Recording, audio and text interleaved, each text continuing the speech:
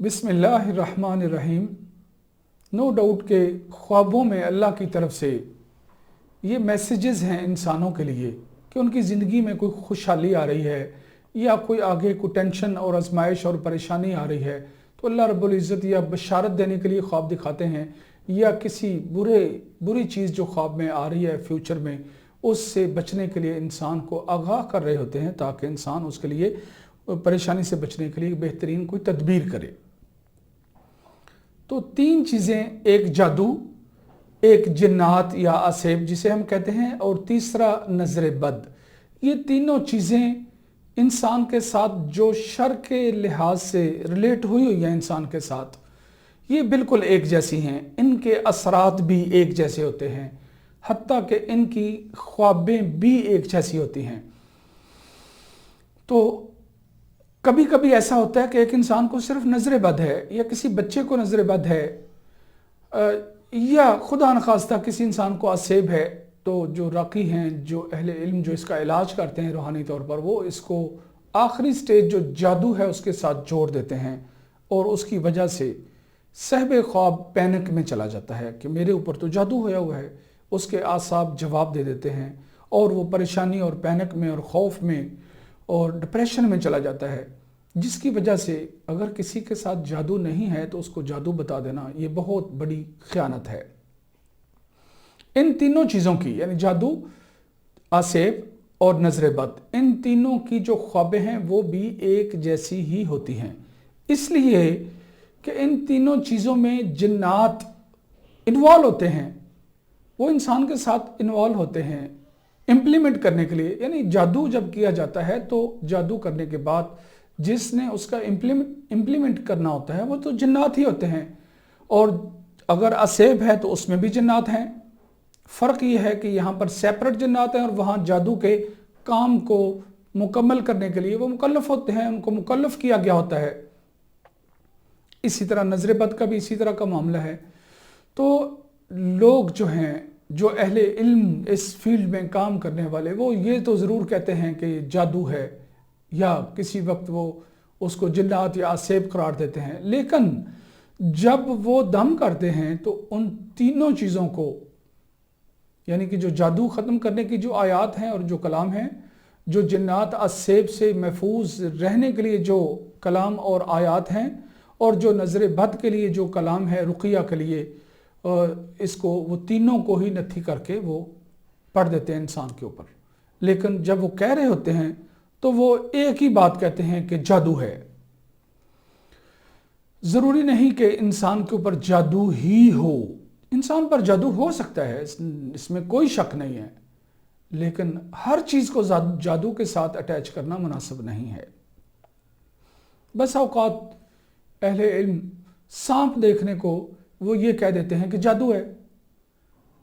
या काला कुत्ता देखने को वो कह देते हैं कि जादू है, लेकिन ये चीज़ हरफ़े आखिर नहीं होती। उसकी वजह यह है कि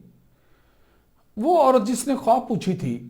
कि मैंने 3 सांप देखे, और वो ये कह रही है कि जब भी मैं सांप देखती हूँ और मेरे साथ कुछ प्रॉब्लम्स होती हैं मेरी फैमिली में, मेरी लाइफ में, और चूँकि वो ये समझ रही थी कि उसको ये बताया गया था कि सांप देखना जादू ही की अलामत है, तो जिसकी वजह से वो पैनिक में चली जाती थी और वो किसी ना किसी परेशानी के लिए ख़ुद को पहले से ही तैयार कर देती थी। लेकिन जब उसने ख्वाब पूछा तो उस ख्वाब में ये था कि 3 सांप उसने देखे, और वो परात में हैं और उसकी तरफ उछल कर आ रहे हैं और फिर वापस परात में जा रहे हैं। तो जब उसने मुझसे ख्वाब पूछा तो मैंने उसके लिए बयान किया कि खातून, क्या आपके 3 बेटे हैं? उसने कहा मेरे 3 बेटे हैं। तो मैंने कहा ये ख्वाब की ताबीर में तो 3 बेटे आ रहे हैं, और वो ये भी आ रहा है कि ये ख़ानदान के सबसे शरारती तरीन बच्चे हैं, तो क्या ऐसे है? उसने कहा बिल्कुल ऐसे ही है। तो मैंने कहा ये तो आपके बच्चे आ रहे हैं। और जब मैंने कहा ख्वाब में जब आपने बयान किया कि वो मुझे काटते नहीं हैं, तो जब वो काटते नहीं थे तो वो उसके बच्चे थे, क्योंकि सांप की ख्वाबों की जो ताबीरें हैं वो बहुत ज़्यादा हैं, और वो सियाक़ो सबाक़ के लिहाज से उसकी ताबीर की जाती है। लेकिन ये कहना कि जादू है और इस चीज़ का अगले का ज़हन बना देना और फिर उसको कह देना कि किसी आपके करीबी ने किया है, तो वहाँ पर मसला यह है कि हर इंसान की ज़िंदगी में اس سے کچھ پیار کرنے والے بھی ہوتے ہیں اور کچھ ایسے بھی ہوتے ہیں جن کے ساتھ مخالفت چل رہی ہوتی ہے، تو فوری طور پر انسان کا جو ذہن ہے ان رشتہ داروں کی طرف جاتا ہے جو اس کے مخالف ہوتے ہیں، جن کے ساتھ اختلافات چل رہے ہوتے ہیں لائف میں۔ اور لائف میں ایسا تو ہوتا ہے، کوئی بھی ایسا انسان نہیں ہے جس کا زندگی میں کوئی مخالف نہ ہو، ہر ایک فیملی میں کسی نہ کسی کے ساتھ تو اختلافات ہوتے ہی ہیں۔ فوری طور پر وہ جو جس کو بتایا گیا ہوتا ہے کہ جادو ہے، وہ اس کا ذہن انہی رشتہ داروں کی طرف جاتا ہے اور وہ یہ سمجھنے لگ جاتا ہے کہ یہی میرے حاسد ہیں،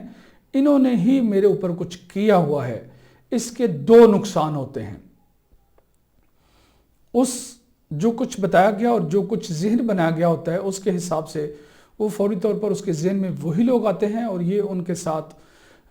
اپنا ذہن بنا لیتے ہیں کہ یہ ان لوگوں کا کیا دھرا ہے، کسی اور کا کیا ہے، کسی اور نے کیوں کرنا ہے، تو یہی ہیں جن کے ساتھ میری مخالفت ہے۔ اس کے جو دو نقصانات ہیں وہ یہ ہیں